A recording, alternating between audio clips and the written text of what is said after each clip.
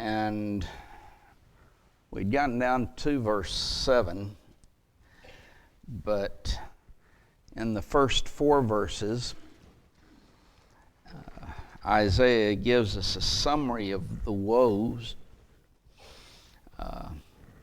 that going to come upon Ariel, which is representative of Jerusalem, where the sacrifices were made, David's city, and God is going to allow it to be besieged until it comes to dust. But then in verses 5 through verse 8, there is a mighty deliverance that is set forth. And that's the section that we are in this evening. As we come down to verse 7, he says that the multitude of all the nations that fight against Ariel, even all that fight against her and her munitions, and that distress her, shall be as a dream of a night vision.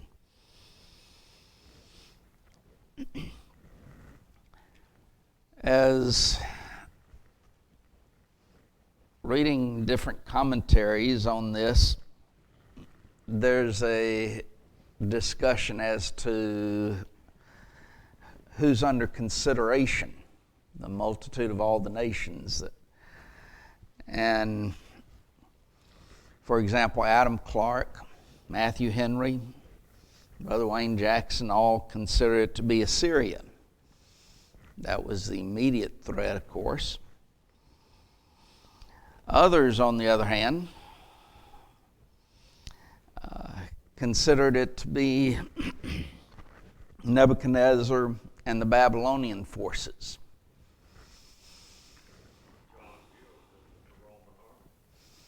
Okay, John Gill gives the Roman army. There's another one.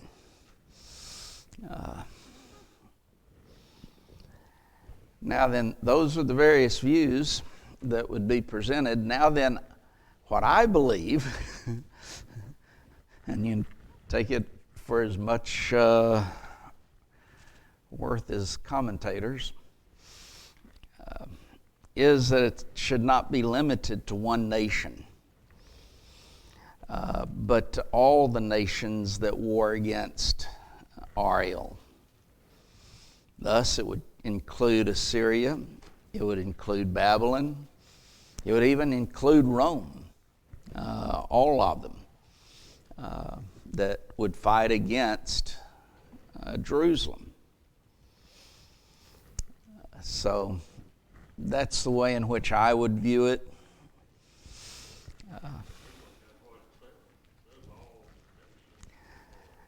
That's kind of the way in which I went to, that it's all of them. Doesn't matter who. And even though that could be limiting itself to one nation, it just doesn't seem like it to me. And in the context of Isaiah, it does appear as if it's more dealing with Assyria, and that's why so many of them would go to and point to Assyria as being all the nations, and that the Assyrian army or Babylonian army, and you would say the same thing with the Roman army, they incorporated into their army other nations and some of their soldiers. So that's the way in which that would be explained, all the nations, even if it's talking about, as some of them say, one nation. I just think it seems pretty much applicable to any nation that would fight against Jerusalem. They fight against Jerusalem and her munition. Literally, the word that's translated munition means stronghold. That's what actually the ASV has, her strongholds, while New King James, fortress. All of them basically, got that back. Let me turn those off.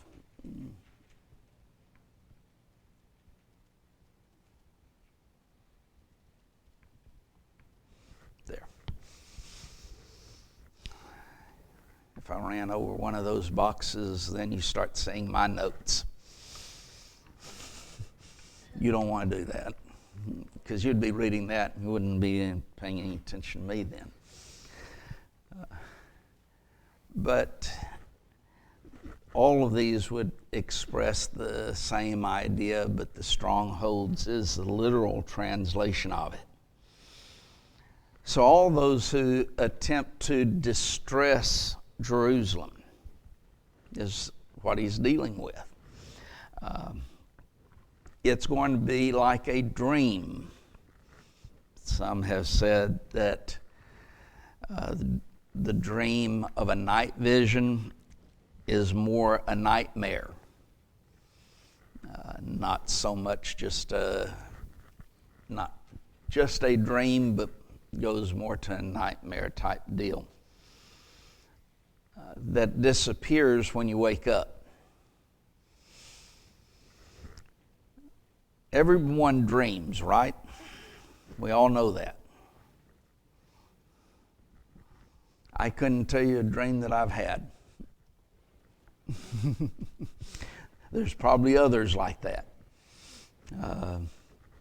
Never remember them. That's kind of what he's setting forth here. It disappears when you wake up. It's gone. Don't remember it. The idea that's being presented is that these nations that war against Jerusalem are going to just disappear and vanish away. Now then, if you look at Assyria, what happens to it? Well, actually, it's destroyed by the Babylonian armies. Eventually, of course, the 185,000 that God slew, that contributed greatly to their destruction, but they're finally overthrown by the Babylonians. Babylonians fight against Jerusalem. What happens to them? Where are they today? They're gone. Well, they vanished away. Rome, you still have the city of Rome, but as far as a nation, they're pretty much debunked. Their claim to fame would be the papacy and that independent nation that's in the middle of Rome. But all of these nations had visions of success against Ariel, Jerusalem, but they do not succeed, and their dreams of destroying Ariel, Jerusalem, is going to vanish. So that's the idea that Isaiah is presenting in regards to this. Then in verse 8, he goes on, "It shall be as when a hungry man dreameth, and behold, he eateth, but he awaketh, and his soul is empty. Or as when a thirsty man dreameth, and behold, he drinketh. But he awaketh, and behold, he is faint, and his soul hath appetite, so that the multitude of so shall the multitude of all the nations be that fight against Mount Zion. That's what I said before. A nightmare is basically why they express that idea. The dream of a night vision is, to a great extent, a nightmare, not just an ordinary dream. But having compared the enemy to the dream that quickly vanishes away, Isaiah now is comparing them to a dreamer. And he uses two illustrations here. And both illustrations point to the same idea. The hungry man dreams of eating a scrumptious meal. Just everything is there. He eats till he can't eat anymore.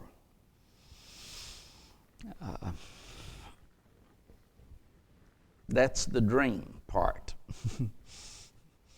When he wakes up, he's filled up and can't eat anything, right? No. That dream didn't fill him up, did it? Didn't help him out any. He's still hungry.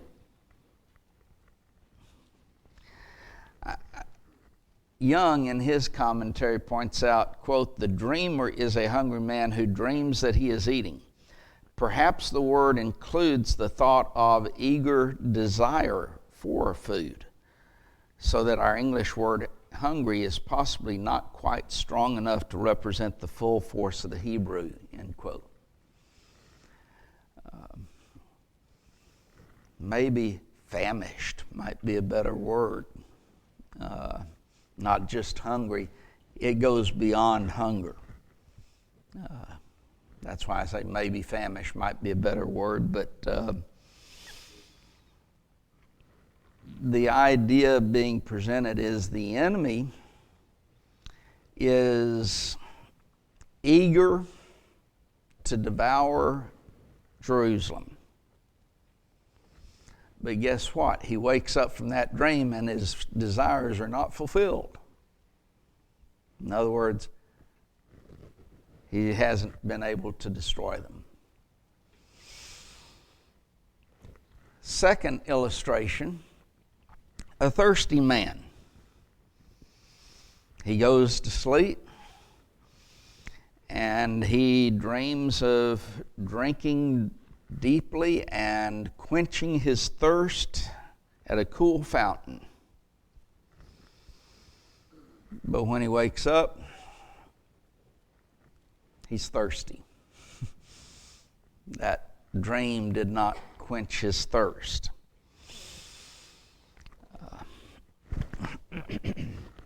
Young again points out that, quote, "The term employed suggests that the soul is rushing or running about, longing for water. Isaiah pictures a defeated and delusioned enemy. Apparently, the dream of conquest simply whets the desire of the enemy to conquer. Worn out, however, he is unable to do more than long for conquest." That's all he's doing. He longs for that conquest. He's eager, he's desirous to destroy Jerusalem, and it's all a fantasy in his mind because he's not able to accomplish it. So it would include any nation, not limited to, as I said, Assyria or Babylon, but includes any nation, all the nations be that fight against Mount Zion or Jerusalem, or going back earlier in the chapter to Ariel. One of the great lessons that we see in this is God's protection of his people. God will protect his people.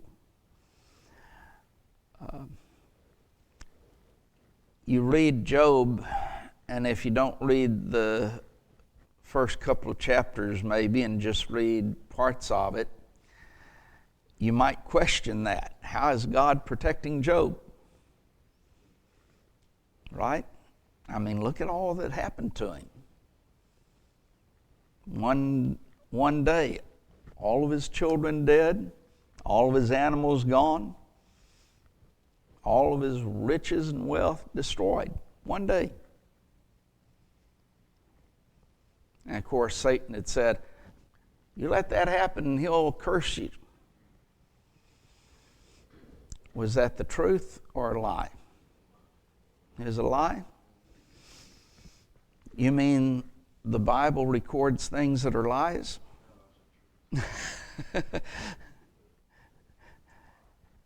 It records a lie. Satan's lie. But it records it accurately.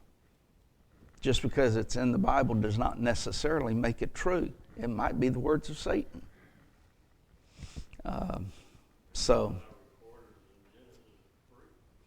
Good illustration, Genesis 3. Satan is the father of lies. Go ahead, eat it. You will not surely die. You'll be as gods. Well, those were lies, accurately recorded by God in the Bible, but what he said was a lie. But, going back to Job, how was God protecting him? We kind of wonder. And then, well, he didn't curse you because you didn't let me touch him. Okay, you can. You just can't take his life. And so, he sits down and boils, I guess you'd say, all over his body. And just takes a shard and tries to scrape them off. His 3 friends come to visit him. Oh, they're so much help, aren't they? Yeah. You've sinned. You might as well curse God and die. His wife. Why didn't his wife die when his children did? Is it because Satan could use her to try to get to him? Because, say, Job's wife, you curse God. You might as well curse God and die because you've done some great sin.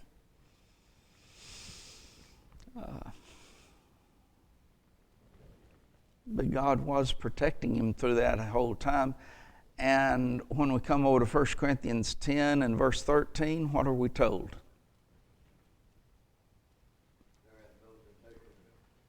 There's no temptation taken you but such as is common to man, but God is faithful, who will not suffer you to be tempted above that which you are able, but will with the temptation make a way of escape.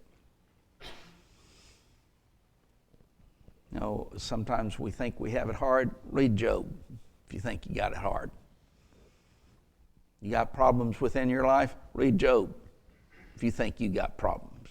You haven't got nothing.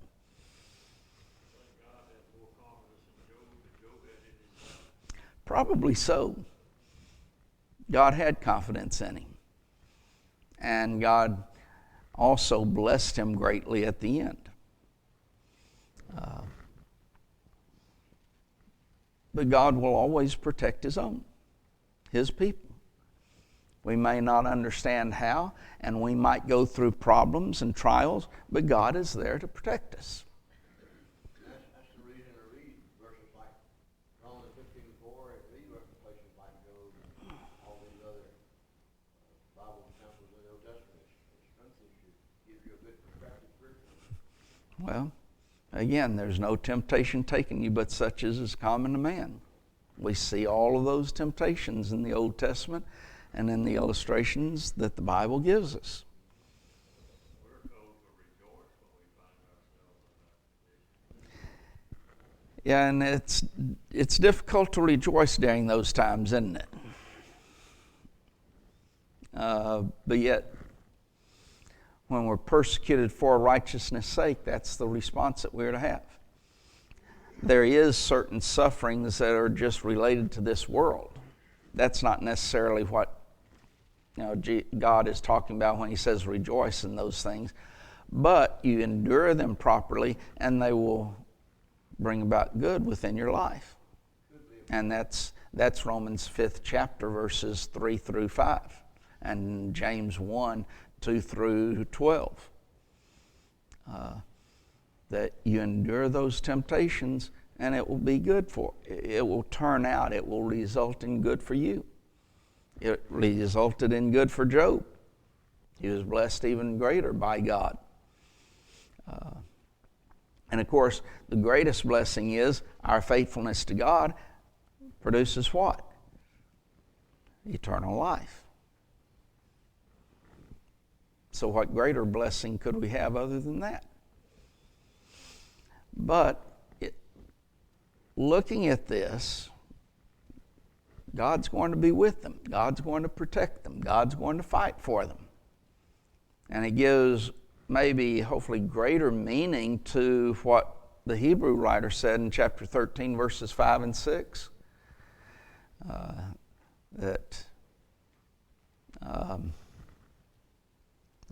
It just left my mind. I knew.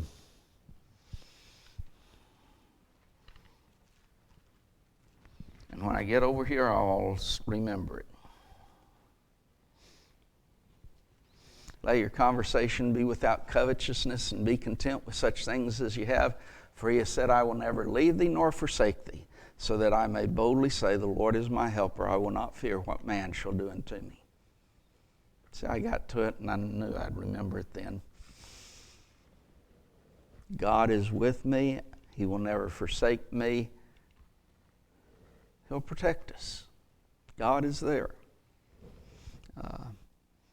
Our problem is we don't believe in the faithfulness of God. How many times we've got to handle this all on our own? We're going through this. God, we sing the song, Does Jesus Care? And of course, oh yes, he cares. He does care. He's there for us, and he's going to protect us. But our problem is, do we trust him enough to let him take care of things? Okay, Dale, you want to say something? Depending on your maturity level as a Christian, some people are like Hebrews 5, 12 through 14, and they're novices, and they're just starting out. They know enough to know the Bible's the truth, but when you're more mature, you can look on things like Matthew 5, 10 through 12, persecution because you're doing what's right could be a blessing in disguise. If you're patient and take time to study the scriptures and realize that persecution can humble you, and if you have your focus on God, then you think logically. The Bible states truth on God. Instructs you to repent. So when you catch my drill, that ends up letting you see the hardship you're having a blessing in disguise that keep your mind straight if you react to them like the Bible tells you to react. Well, I think that's basically, you're trying to repeat what we've been saying the whole time. That we rely on God. He'll bless us. But he'll also protect us. He'll care for us.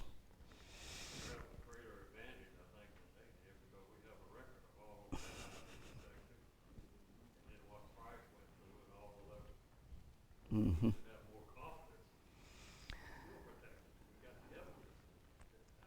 We've got all those historical accounts that show us this. I read through the Psalms sometimes and just notice how many times, in particular David, but others talk about God being my rock, my refuge, and other terms that he uses, mighty fortress, because he put his trust in God, and that God would protect him. even though, and so many of them are, my enemies over here are trying to destroy me. But I'm putting my trust in you. So, Carl. Look at it. He does what he says. He tells us to prove all things. He proves us.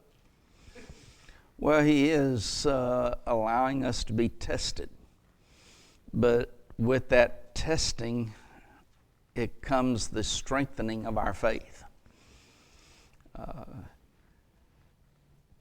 I don't know what Job had gone through that enabled him to endure what he did. But God knew him that he could. Why is it that God did not remove Paul's thorn in the flesh, even though he prayed 3 times that it be removed? Well, we all know the answer that God gave him. My grace is sufficient for thee. And there's always the joke that people know, we always know Paul's wife's name, Grace. But basically God is saying, this is for your good.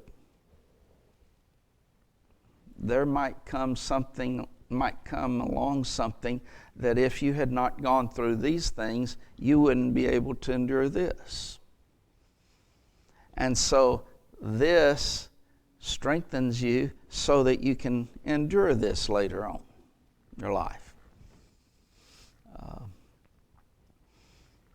But we don't view it that way a lot of times.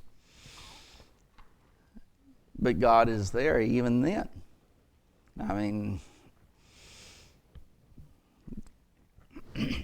with Paul, in a sense, God's answer to Paul's prayer was no. But in a sense, it was, no, you need this.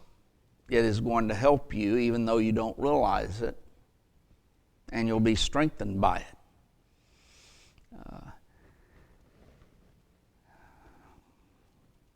We see the principle of that all through life. A baby starts walking and take off and run, right? Might stand up and shake and falls down. If they didn't go through that, if they never got up again, what would happen?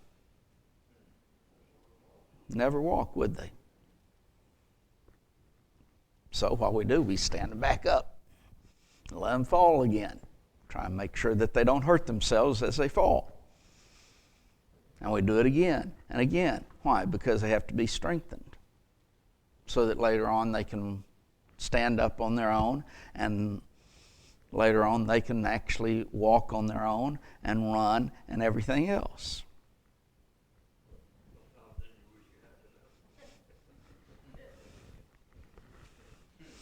Yeah, then they start getting into everything and you start wishing, I wish he couldn't walk. No, we don't really wish that, but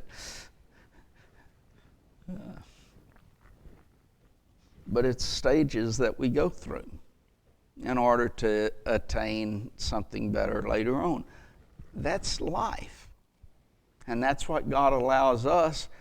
The problem is, a lot of times something comes along and instead of enduring it, what do?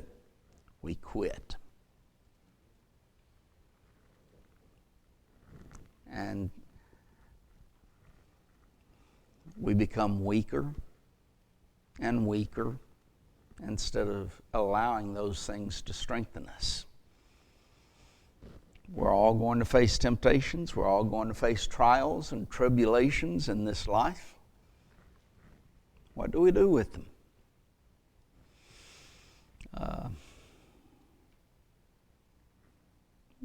It can either harden us or destroy us.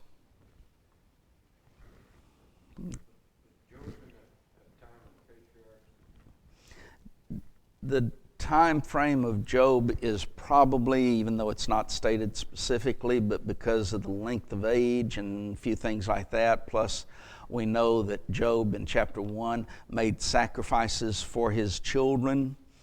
That is a father serving as the head of the family, as being the priest of God and also the prophet of God in relationship to his family. So it would have been during the age of the patriarchs.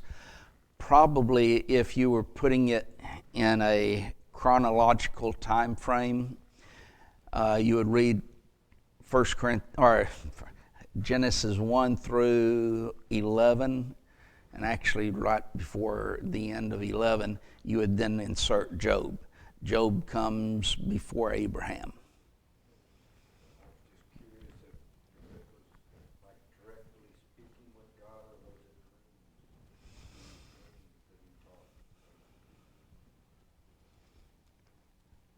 I don't remember if it states one way or the other.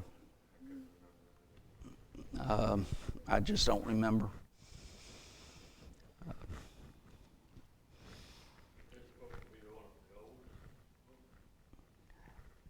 If Job is the author of the book, it would be the oldest book in the Bible.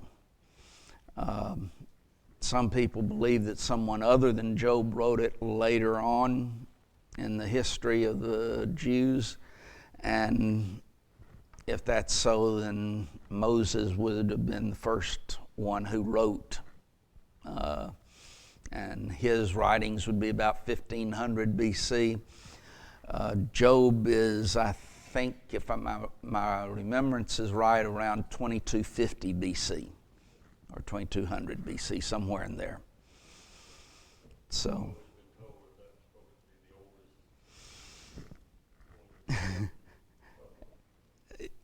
that's what I believe, that Job would be the author of the book, but we don't really know that for certain.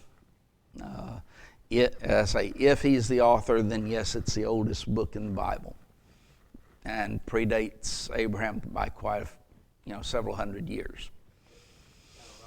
Common sense that he would be the author, but you can't be automatic about it. Not even, there's no common sense in regards to that. It just, we don't know. That's the best thing to say. I assume that Job is the author, but it could have been later on in the history of the Jews that someone went back and was inspired to write it. Don't know.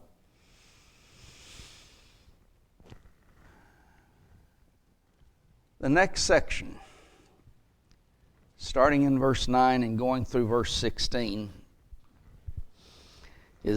I titled it Israel's Spiritual Condition and Cause.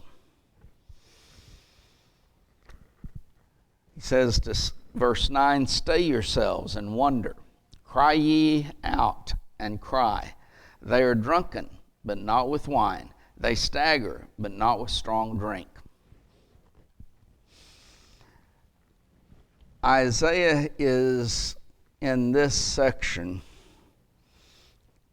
giving the reasons for the judgment that's coming upon Israel, upon the people.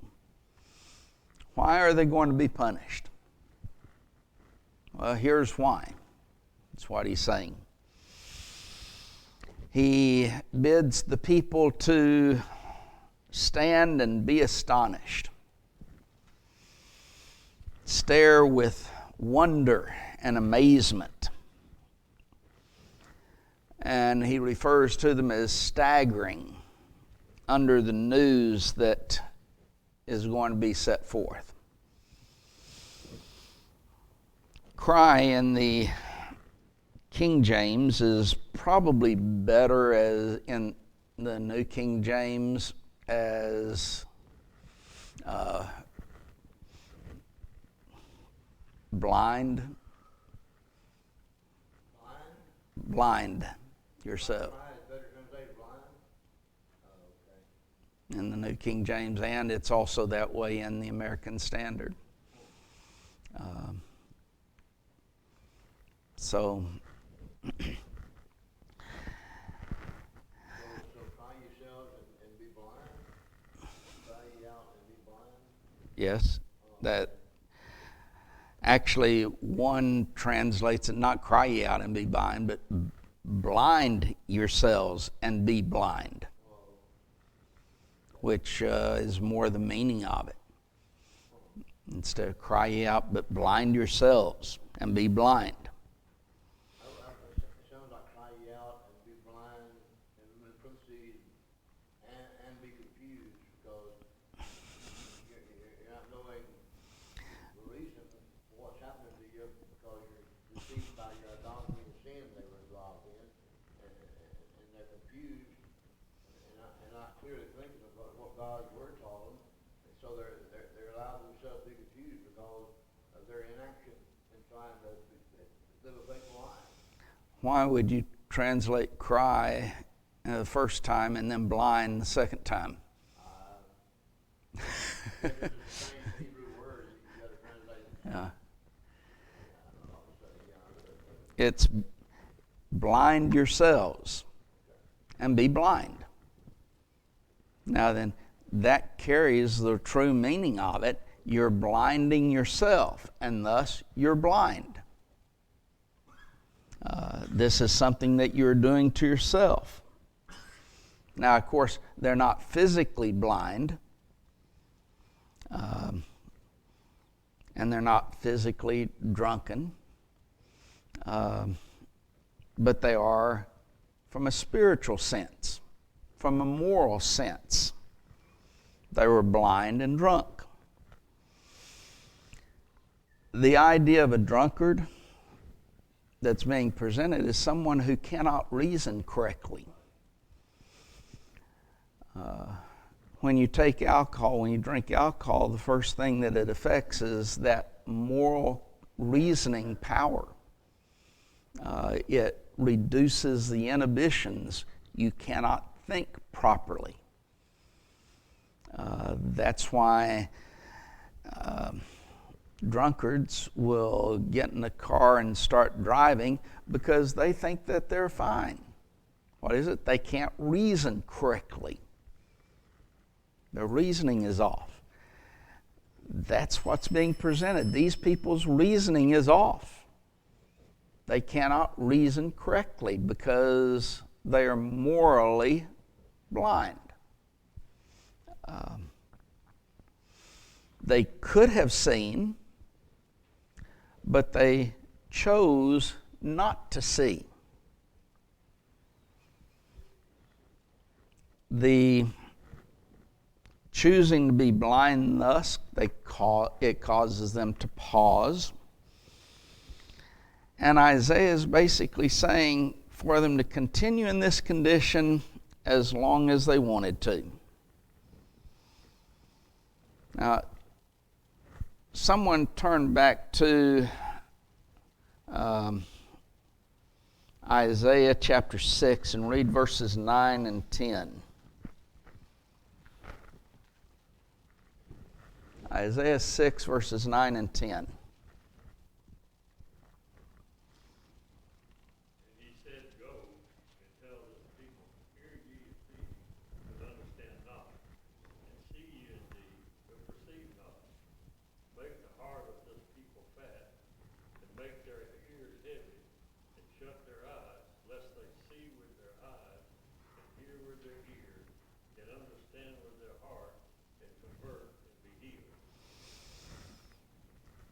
Same idea, isn't it?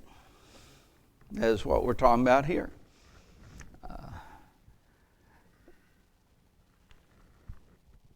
Go ahead and live that type of lifestyle. Close your eyes and ears to it.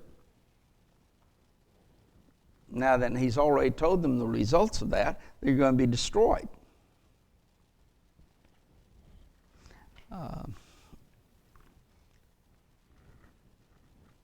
In the subject of marriage, divorce, and remarriage, people get into all sorts of sinful situations. And yet they want to be saved. And so what they started doing, and it's not as hard now, is they would call up different preachers. What do you believe about this?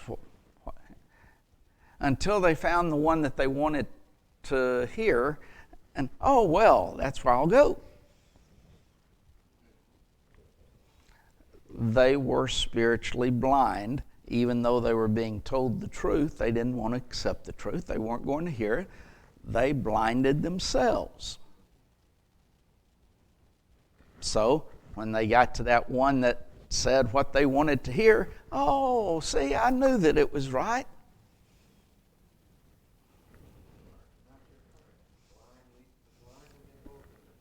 Well, that's a good illustration, the blind leading the blind. Sometimes, remember the prophet Micaiah?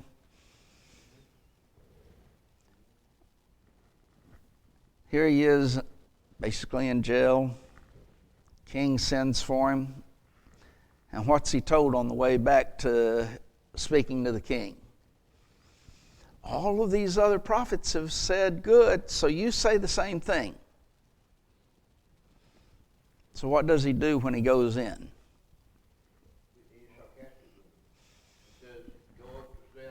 Go ahead and go up. You'll be successful.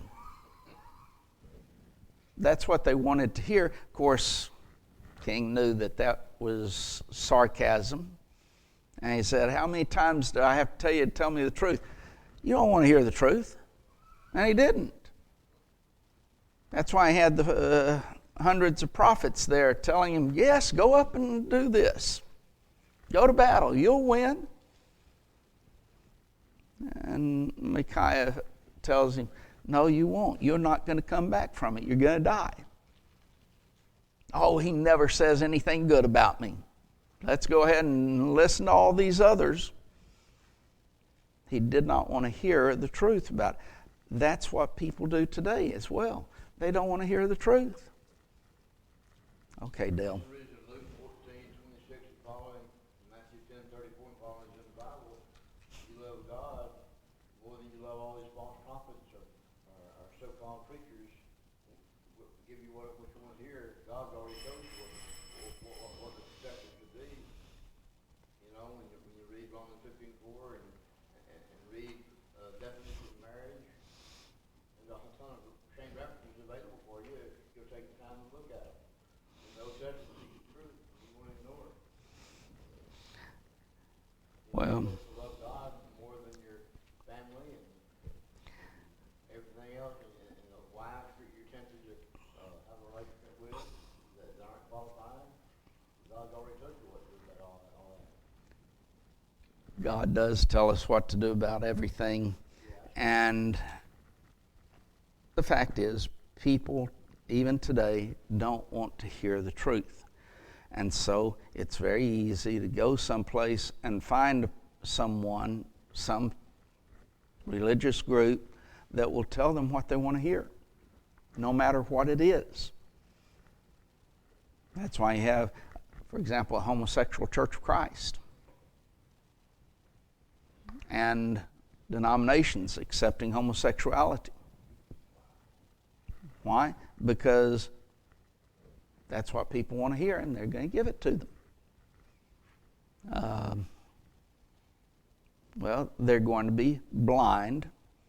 They're not going to reason. Here's what the Bible says. Here's the correct interpretation of it and the application of it. They don't care about that. They are blind. They blinded themselves, and they're going to be blind. And that's what this verse is saying. It's just as applicable today as it has always been. Well, we'll start, Lord willing, with verse 10 then next week.